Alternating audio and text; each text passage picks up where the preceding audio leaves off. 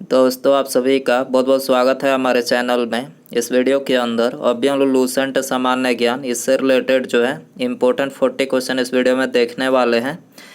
तो दोस्तों आप इस वीडियो को बहुत ध्यान से लास्ट तक देखिए। चैनल पर आया है तो चैनल को सब्सक्राइब कर बेल आइकन प्रेस करें और वीडियो पसंद आए तो प्लीज़ वीडियो को लाइक ज़रूर करें।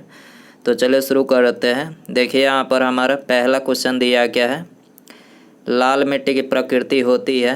देखिए वेरी इंपॉर्टेंट क्वेश्चन है, मिट्टियों से रिलेटेड क्वेश्चन जो एग्जाम में पूछे जाते हैं। तो लाल मिट्टी की जो प्रकृति होती है तो अम्लीय होती है। आपको याद रखना है लाल मिट्टी की प्रकृति कैसी होती है, अम्लीय होती है। ऑप्शन बी यहाँ पर करेक्ट हो जाएगा। इसके अलावा भारतीय कृषि अनुसंधान परिषद यानी ICAR ने भारतीय मिट्टी को टोटल 8 भागों में विभक्त किया है। आपको याद रखना है कितने भागों में, 8 भागों में विभक्त किया है, जो यहाँ पर हमने लिखे हैं। पहला जलोढ़ मिट्टी, दूसरी काली मिट्टी, तीसरी लाल एवं पीली मिट्टी, चौथी लैटराइट मिट्टी, पांचवी शुष्क मिट्टी, छठी लवण मृदा, सातवीं जैव मृदा और आठवीं जो है वन मृदा। टोटल भारतीय कृषि अनुसंधान परिषद यानी ICAR ने भारतीय मिट्टी को 8 भागों में विभक्त किया है। आपको याद रखना है। क्वेश्चन नंबर 2 है, दक्कन पास किसके मध्य स्थित है? दक्कन पास किसके मध्य स्थित है? तो करेक्ट आंसर ऑप्शन बी हो जाएगा, दक्षिण अंडमान और लघु अंडमान। ठीक है, दक्कन पास जो है दक्षिण अंडमान और लघु अंडमान के मध्य स्थित है। इसके अलावा प्रमुख अंतर्राष्ट्रीय सीमा रेखा यहाँ पर लिखे हैं। ये भी क्वेश्चन, यहाँ से भी क्वेश्चन एग्जाम में पूछे जाते हैं। मैकमोहन रेखा की बात करें तो भारत और चीन के मध्य जो सीमा रेखा है उसको मैकमोहन रेखा बोला जाता है। डुरंड रेखा पाकिस्तान और अफगानिस्तान के मध्य है। रेड क्लिफ रेखा भारत और पाकिस्तान के बीच है। डुरंड जो रेखा है ये पाकिस्तान और अफगानिस्तान के बीच है। हिंडनबर्ग रेखा की बात करें तो जर्मनी और पोलैंड के मध्य है। मैगिनाट रेखा की बात करें तो जर्मनी और फ्रांस के मध्य। 17वीं समानांतर रेखा उत्तरी और दक्षिणी वियतनाम के बीच है। 38वीं समानांतर रेखा उत्तरी एवं दक्षिणी कोरिया के मध्य है। 49वीं समानांतर रेखा USA एवं कनाडा के बीच है। और 24वीं समानांतर रेखा जो है भारत और पाकिस्तान के बीच है। आपको याद रखना है। क्वेश्चन नंबर 3 है, किसने बहुउद्देशीय नदी घाटी परियोजनाओं को आधुनिक भारत का मंदिर कहा था? किसने बहुउद्देशीय नदी घाटी परियोजनाओं को आधुनिक भारत का मंदिर कहा था? किसने बोला था? तो ये जवाहरलाल नेहरू ने बोला था। ठीक है, ऑप्शन यहाँ पर करेक्ट हो जाएगा। क्वेश्चन नंबर 4 है, किस राष्ट्रीय उद्यान को पक्षियों का स्वर्ग कहा जाता है? पक्षियों का स्वर्ग आपको याद रखना है, किसको बोला जाता है? तो ये केवलादेव घाना नेशनल पार्क को, केवलादेव घाना जो राष्ट्रीय उद्यान है उसको जो है ये पक्षियों का स्वर्ग कहा जाता है। और ये कहाँ पर है? तो ये राजस्थान के भरतपुर जिले में स्थित है। केवलादेव जो घाना राष्ट्रीय उद्यान है कहाँ पर है? राजस्थान के भरतपुर जिले में स्थित है। क्वेश्चन नंबर 5 है, त्रिशूल पर्वत शिखर किस भारतीय राज्य में अवस्थित है?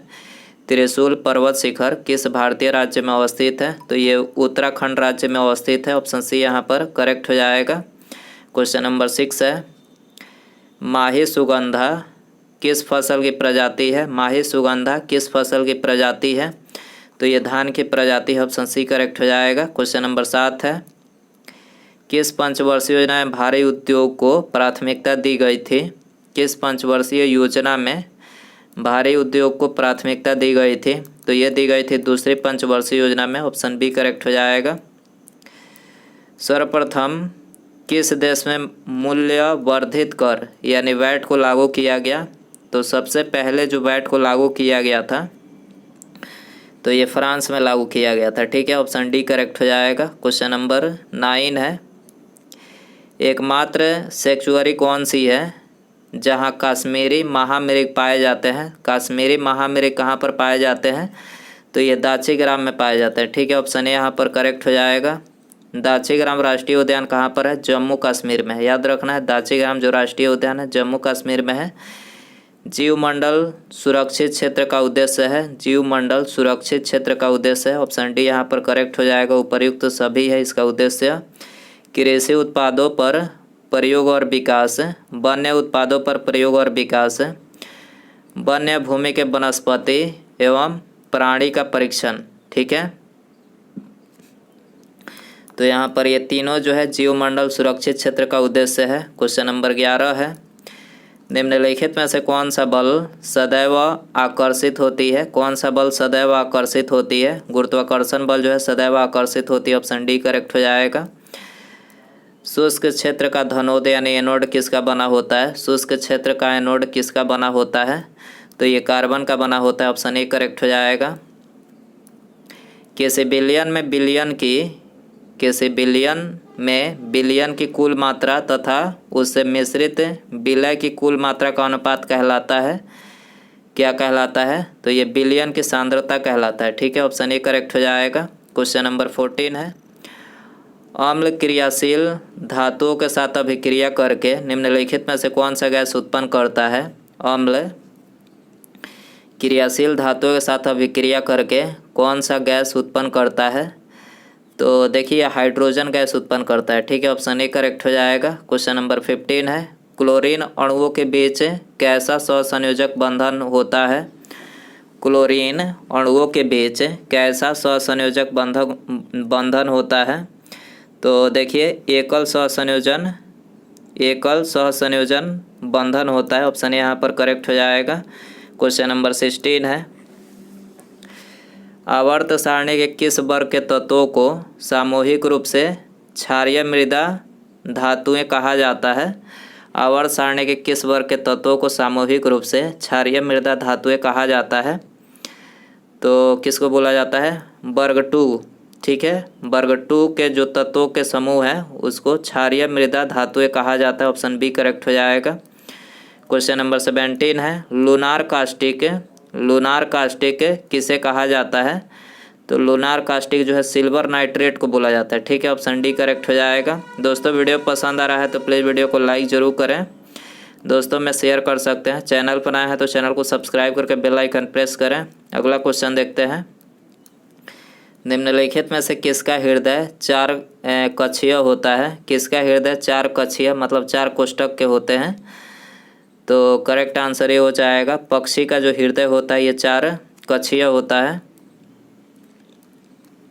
भारत में अब तक कितनी बार नोटबंदी हो चुकी है? भारत में अब तक कितनी बार जो है नोटबंदी हो चुकी है? 3 बार हो चुकी है। ठीक है, 1946, 1978 और 2016 में 3 बार जो है अब तक भारत में नोटबंदी जो है हो चुकी है।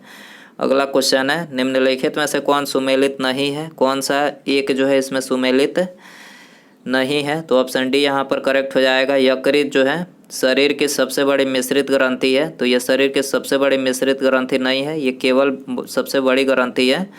अग्न्याशय जो है ये मानव शरीर की दूसरी सबसे बड़ी ग्रंथि और मिश्रित ग्रंथि। अग्न्याशय रहता है यहाँ पर तो करेक्ट होता है, लेकिन यहाँ पर ये गलत सुमेलित नहीं पूछा था, तो डी आंसर हो जाएगा। ठीक है, बाकी ये तीनों करेक्ट है। अमाशय अम्ल का निर्मोचन, बड़ी आंत जल का अवशोषण करता है और छोटी आंत पचे हुए भोजन का रुधिर वाहिकाओं में अवशोषण करता है। तो यहाँ पर ये तीनों ही करेक्ट है, चौथा सुमेलित नहीं है, तो ऑप्शन डी करेक्ट हो जाएगा। मानव शरीर के परिसंचरण तंत्र के किस भाग में ऑक्सीजन रहित रक्त का प्रवाह होता है? तो ऑक्सीजन रहित रक्त का प्रवाह मानव शरीर के किस परिसंचरण तंत्र के भाग में होता है? तो ये होता है महाशिरा में। ठीक है, ऑप्शन सी करेक्ट हो जाएगा। वाष्पोत्सर्जन के लिए पौधे की निम्नलिखित रचनाओं में कौन जिम्मेदार है? वाष्पोत्सर्जन के लिए पौधे की रचनाओं में कौन जिम्मेदार है? तो एस्टोमेटा जिम्मेदार है। ठीक है, ऑप्शन डी करेक्ट हो जाएगा। अगला है, निम्नलिखित में से कौन सा जीव परागणकारी है? कौन सा जीव परागणकारी है? तो करेक्ट आंसर डी हो जाएगा। इनमें सभी चमगादड़, मधुमक्खी और पक्षी तीनों यहाँ पर जो है परागणकारी है।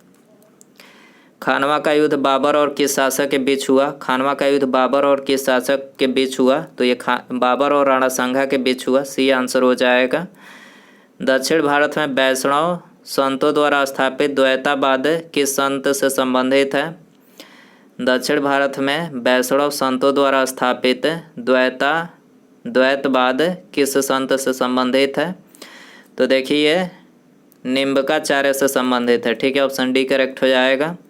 सल्तनत काल में कृषि विभाग से संबंधित था। सल्तनत काल में कृषि विभाग से संबंधित था, तो देखिए दीवान को ही संबंधित था। ठीक है, ऑप्शन बी करेक्ट हो जाएगा। 27 है। द्वितीय जैन संगीति कहाँ हुई? द्वितीय जैन संगीति कहाँ हुई?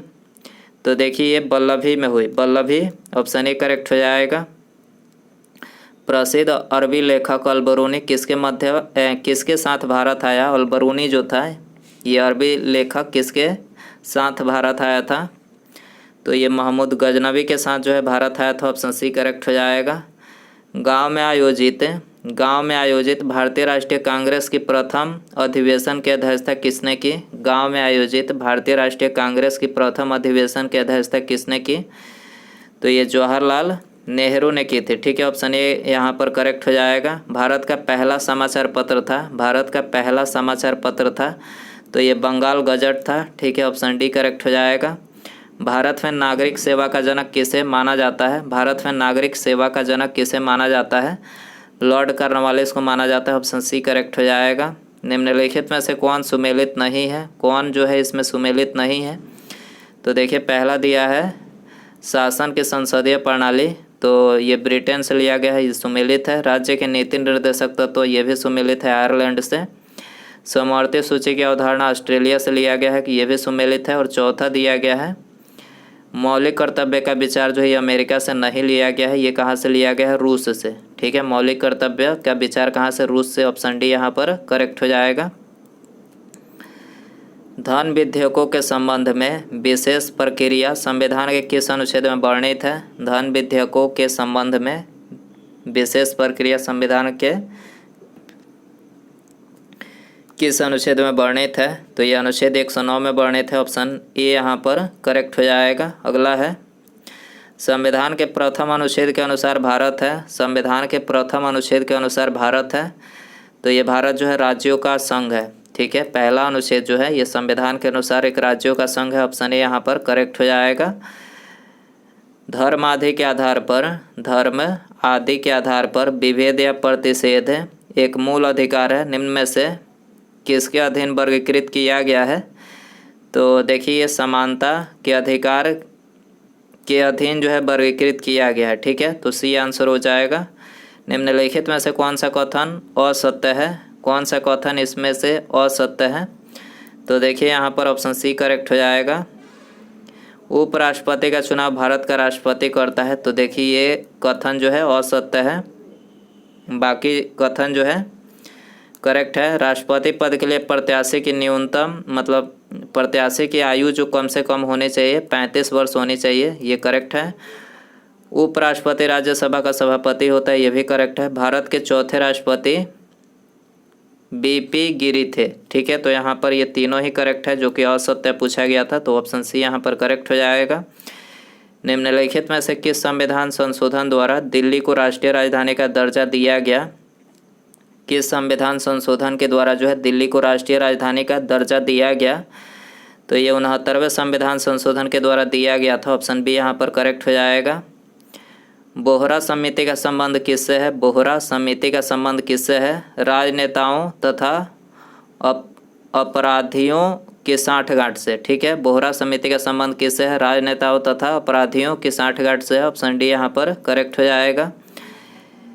एक ही राज्य में बहने वाली भारत की सबसे लंबी नदी है। एक ही राज्य में बहने वाली भारत की सबसे लंबी नदी है, कौन सी नदी है?